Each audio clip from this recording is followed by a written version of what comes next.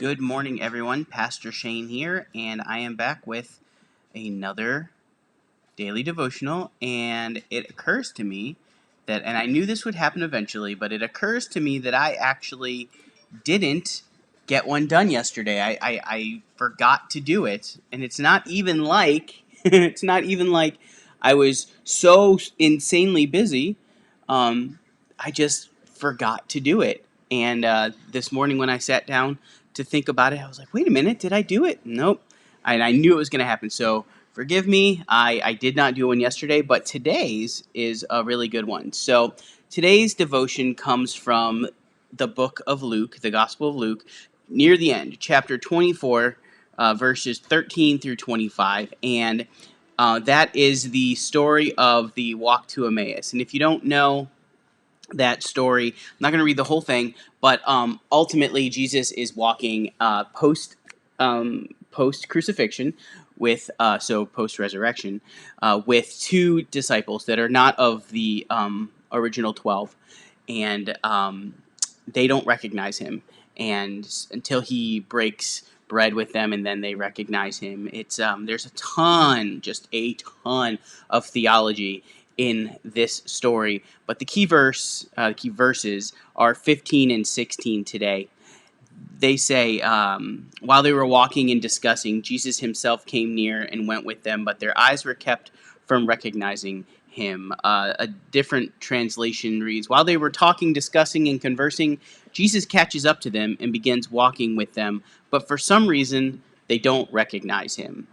And so from clergystuff.com, I will share the link. There's a picture of somebody wearing Groucho Marx mask, with the cigar and the big old bushy beard and the eyebrows. And it says, pretty sure Jesus wasn't wearing one of those pairs of Groucho Marx mustache glasses. So why couldn't good old Cleopas and his unnamed companion, who had ostensibly been following Jesus around for months, if not years, recognize their old pal? I could come up with lots of theological musings as to why, but I won't. I'm going to take a different direction with this one.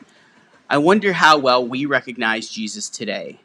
We who have been following Jesus around for months, if not years. Do we recognize Jesus in the suffering child, the grieving acquaintance, the oppressed stranger? What about in the scared conspiracy theorist, the angry anti-masker, the overt racist? Can we make contact with Jesus in all of these and more?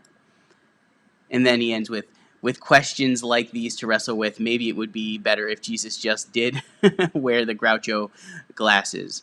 I think that is a good question, though, for all of us. Can we see Jesus in people we don't like, our opponents, people we think are getting it completely wrong?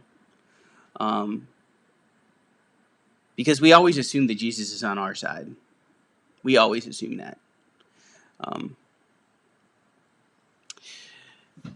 But can we see Jesus in somebody who we think has it completely wrong? Like, honestly, for me, that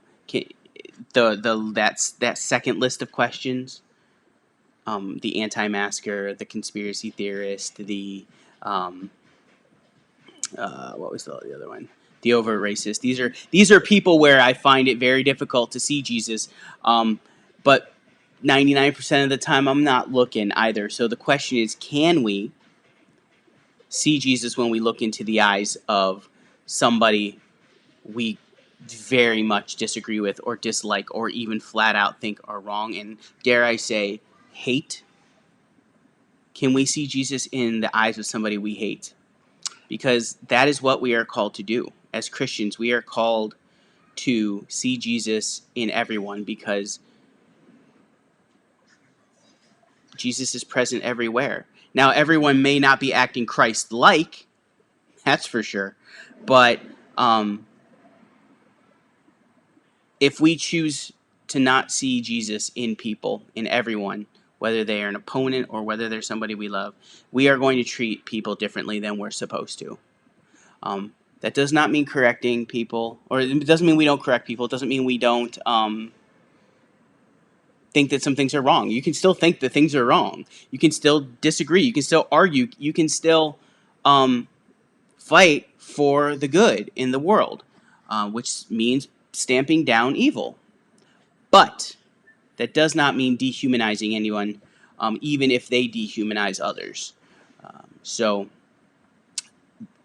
the question I would leave you with is this: when I look into another human being's eyes, no matter who they are or what they've done, do I see Jesus?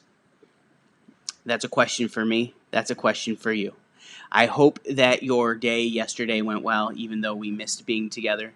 Um, we will be having our 10 o'clock service in the park across from the church tomorrow. It looks like the weather's going to be good. Just, find the post on Facebook. Make sure you wear your mask. Bring your chair. There are a bunch of other guidelines that we're going to follow. Really looking forward to that. So if your day wasn't good yesterday, it's looking to be a pretty good one today. So I hope you got that going for you.